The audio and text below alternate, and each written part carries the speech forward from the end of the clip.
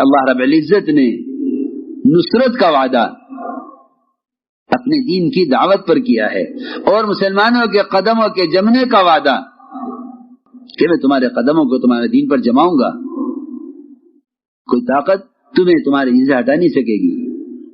یہ بات یقینی طور پر مشاہدے میں ہے کہ جب تک یہ امت دور صحابہ میں اجتماعی طور پر دعوت کی نقل و حرکت اور دوسروں کو اللہ سے جوڑنے کی کوشش میں لگی رہی، اس وقت تک ہر زمانے کی بادشاہتیں، ہر زمانے کی قوتیں اور باطل طاقتیں وہ مسلمان کے سامنے مغلوب ہوتی رہی۔ یہی وجہ تھی کہ جب امت اس طور پر دعوت پر تھی تو پھر اللہ تعالی کی طرف سے ایسا رعب دیا گیا تھا مسلمان کو، ایسا رعب دیا گیا تھا مسلمان کو، اللہ اکبر۔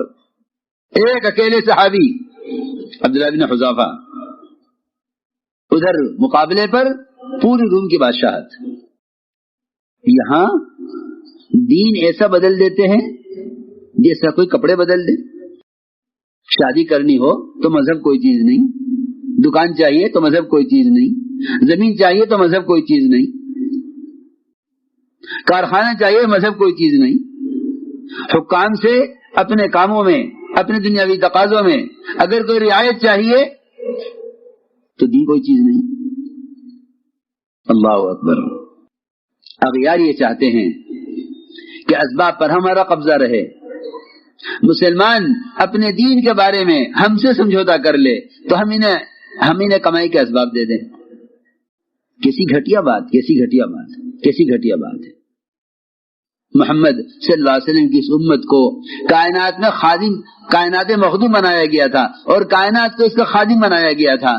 اس نے یہ راستہ چھوڑ کر اپنے آپ کو غلام بنایا اور کائنات کے نقشوں کو نہیں بلکہ اغیار کو مخدوم بنایا۔ اس پر گاڑی چل رہی ہے، یہ کھلائیں گے تو کھا لیں گے، یہ پلائیں گے تو پی لیں گے، یہ دیں گے تو لے لیں گے، ہاں، اور دین کو داؤ پہ لگا دیں گے۔ مسئلہ دنیا کا ہے، آخرت تو بعد میں آئے گی۔ ہاں، کیا وجہ ہے؟ خدا کی قسم اگر سارا باطل جمع ہو کر ایک وقت میں ایک استنجے کی لائن کی سنت کا مقابلہ کرے تو ہلاکت کے لیے کافی ہے، ہلاکت کے لیے کافی ہے۔ اگر ایک سنت کے مقابلے پر آ جاوے باطل، یہاں باطل فرائض کے مقابلے پر ہے اور مسلمان یہ کہے کہ ہم کیا کر سکتے ہیں؟ کیوں تم اتنے مرعوب کیوں ہو گئے؟ تم اتنے مجبور کیوں ہو گئے؟ وہ کہیں گے تمہارا وظیفہ، وہ کہیں گے تمہارا کام جس پر اللہ تعالی کی طرف سے سب سے پہلے داعی کی مدد رعب سے کی جاتی تھی۔ سب سے پہلے داعی کی مدد رعب سے کی جاتی تھی۔ اللہ نے سب سے پہلی مدد جو صحابہ کی ہے وہ رعب سے کی ہے۔ دعوت پر اللہ تعالی کی طرف سے مدد کے اسباب ہیں، مدد کی شکلیں ہیں، مدد کی قسمیں ہیں۔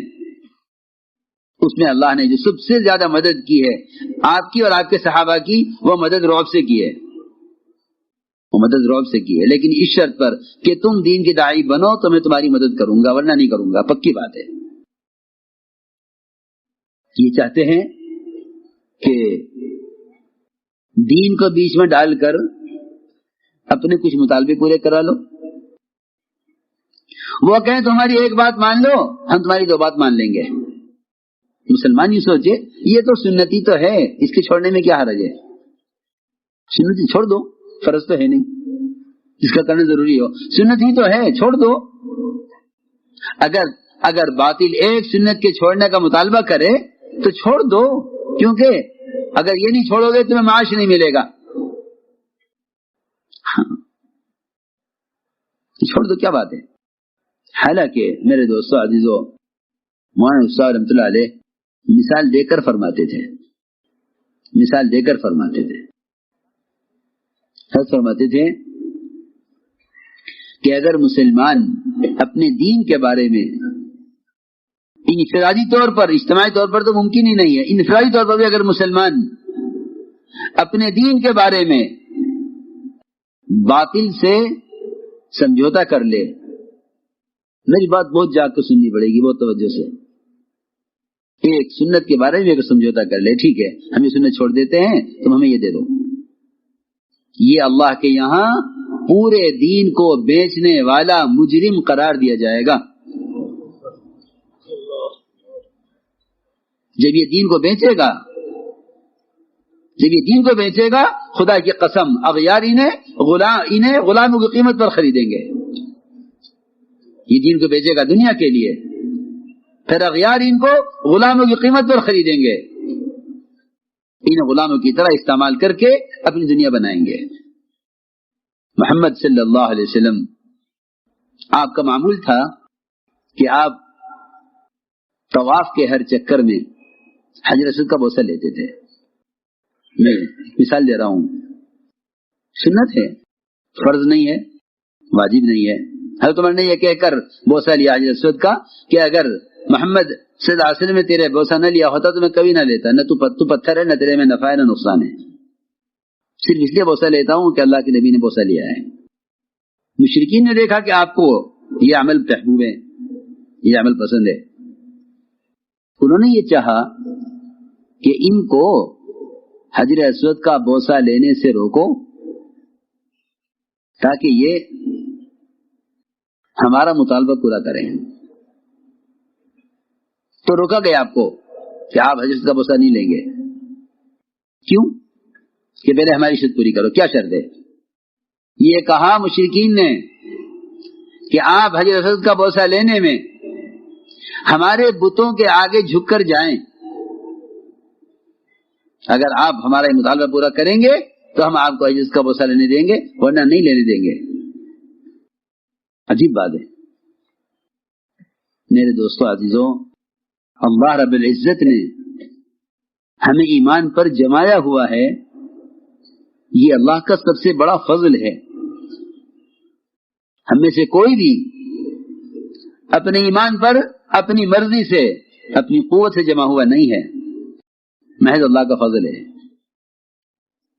کیونکہ دنیا میں ایمان اللہ کے فضل کا مظہر ہے، اور دنیا میں کفر اللہ کے استغنا کا مظہر ہے، اور آخرت میں جنت اللہ کے فضل کا مظہر ہے، اور آخرت میں جہنم اللہ کے استغنا کا مظہر ہے. یہ سمجھنے کی بات ہے. جی ہاں، دنیا میں ایمان پر قائم رہنا یہ اللہ کا سب سے بڑا فضل ہے. چنانچہ حضور اکرم صلی اللہ علیہ وسلم سے یہ مطالبہ کیا کہ ہم آپ کو حجر اسود کا بوسہ نہیں لینے دیں گے جب تک آپ ہمارے بتوں کے آگے سے جھک کر نہیں جائیں گے. آپ صلی اللہ علیہ وسلم کو اس میں کوئی شک نہیں کہ انبیاء علیہ السلام تو ہر گناہ سے معصوم ہیں.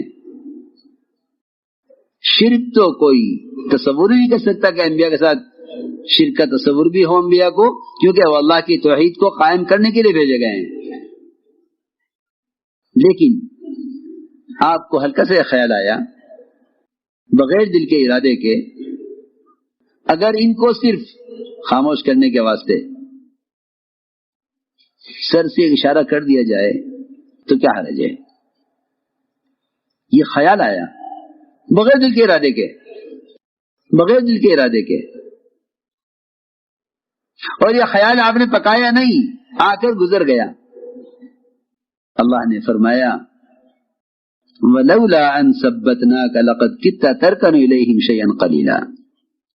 نبی جی اگر ہم آپ کو نہ جماتے، اگر ہم آپ کو نہ جماتے تو قریب تھا کہ آپ ان کی بات کی طرف تھوڑے سے جھک جاتے، وہ بھی دل کے ارادے سے نہیں، صرف ان کو دکھانے کے لیے. اگر آپ ایسا کر لیتے تو ہم آپ کو دگنا عذاب دنیا میں دیتے، دگنا عذاب آخرت میں دیتے. ہاں،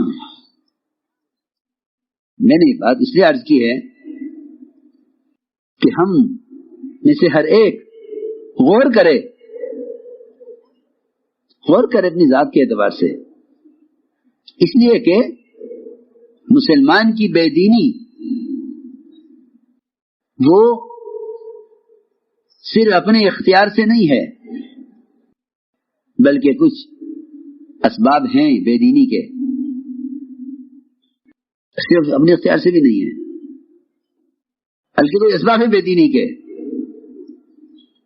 جہاں بے دینی کا اسباب اپنے ذاتی اندر سے ہیں وہاں نفس کے تقاضے سے ہیں، اور جہاں بے دینی کا اسباب باہر کی طاقت سے ہیں وہاں باہر کی طاقت سے ہیں، مگر یہ اس کے مقابلے میں کامیاب نہیں ہو سکتے۔ یہ حالات کو دیکھ کر دین بدل دیں گے، یہ حالات کو دیکھ کر دین بدل دیں گے، حالات کو سامنے رکھ کر چلیں گے،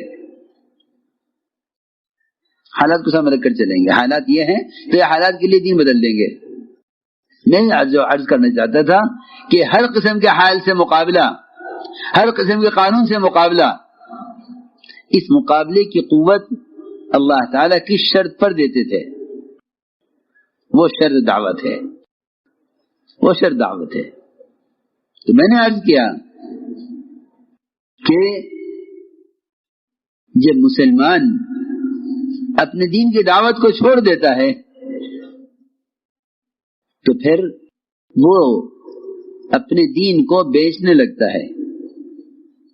دین کا بیچنا میں نے عرض کر چکا کہ اگر ایک سنت کو بھی یہ کہہ کے چھوڑ دے کہ حالات، قانون، ماحول یہ سنت کا سے روک رہا ہے تو یہ اپنے دین کو ختم کرنے والا ہے۔ میں اس کی مثال دیتا ہوں۔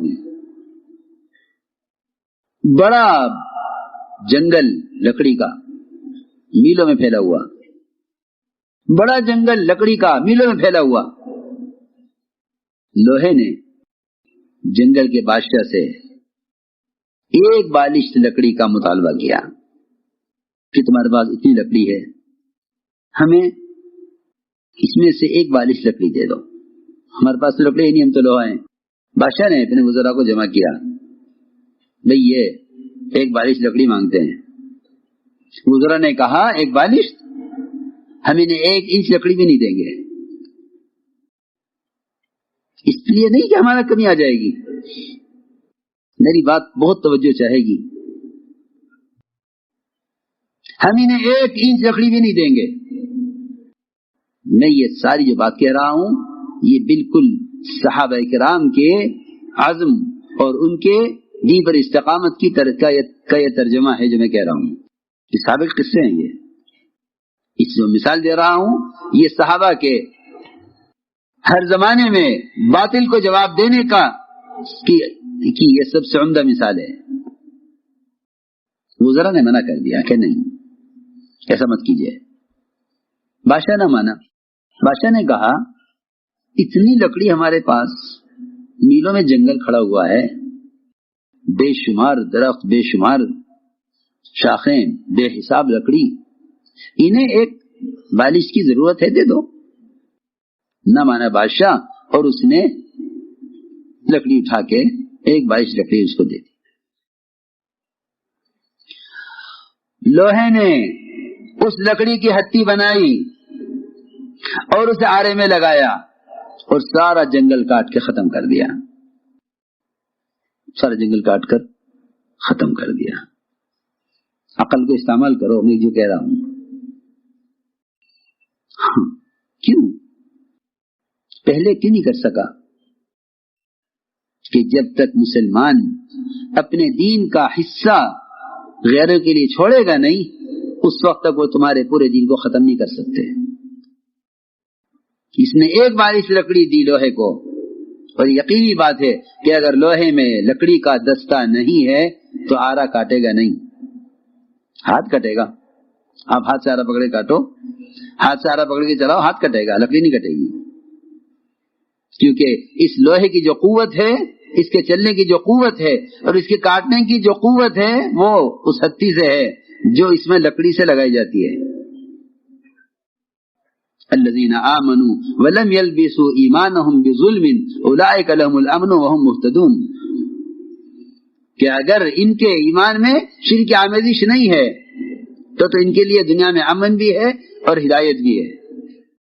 میں یہ کہنا چاہتا ہوں یہ اس چکر میں ہے کہ کیونکہ اختیارات ان کے ہاتھ میں ہیں، لہذا تم جس دین پر چل سکتے ہو چلو، اور جس دین پر یہ قانون یہ کہہ دے کیا آپ یہ نہیں کر سکتے؟ مسلمان یہ کہتے جی ٹھیک ہے، میں تو مکلف ہوں نہیں کیونکہ قانون ہے۔ میری بات یاد رکھو، دعوت اللہ کے بغیر اگر کوئی دین پر چلنے سے مجبور ہے تو اللہ اس کے عذر کو قبول نہیں کریں گے، اللہ اس کے عذر کو قبول نہیں کریں گے۔ اللہ کا پہلا سوال یہ ہوگا کہ تو نے اس دین پر چلنے کے لیے کیا کوشش کی؟ دعوت اللہ کے بغیر اگر کوئی دین پر چلنے سے مجبور ہے تو اللہ اس کے عذر کو قبول نہیں کریں گے۔ اللہ کا پہلا سوال یہ ہوگا کہ تو نے اس دین پر چلنے کے لیے کیا کوشش کی؟ چینل سبسکرائب کریں، بیل آئیکن کو آل کر لیں۔ اللہ حافظ۔